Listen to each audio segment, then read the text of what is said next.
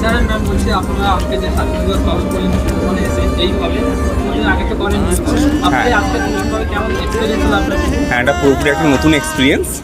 এরমভাবে কোনোদিনই করিনি, এভাবে 4টে বোর্ড একসঙ্গে দাঁড়িয়ে যে আমরা জাতীয় সঙ্গীত করলাম, পতাকা উত্তোলন হলো, খুব ভালো লাগলো।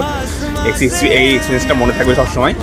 অ্যান্ড অ্যাকচুয়ালি এটা আনএক্সপেক্টেড ছিল, একদমই ভাবিনি যে এরকমভাবে কিছু একটা হতে পারে। ভেবেছিলাম হতে পারে ছোটোখাটো একটা জিলাপি দেওয়া হবে বা এমনি কিছু, বাট এটা খুব ভালো লেগেছে। তারপরে সব থেকে বেশি ভালো লেগেছে জাতীয় সঙ্গীতটা, মানে অনেক দিন আগে আমরা ছেড়ে এসেছি সেই জীবনটা, যে জীবনটা এখন আর পায় না, সেটা খুব ভালো লেগেছে, খুব ভালো লেগেছে। হ্যাঁ, সুন্দরবন আমার খুবই পছন্দের জায়গা। আমি এর আগেও একবার এসেছি, আমার তো খুব ভালো লাগে। তো আমার খুবই ভালো লাগে এই জায়গাটা। হ্যাঁ, নিশ্চয়ই আবার আসবো, আবারও আসার ইচ্ছা আছে। নেচারের টানে আমরা যে কোনো জায়গায় যেতে পারি, আমরা আবার আসবো, খুব ভালো। আর ইলিশ উৎসব, হ্যাঁ হ্যাঁ, আর খাবারগুলো মেনলি খুব ভালো, খাওয়া দাওয়া এখানে। Thank you.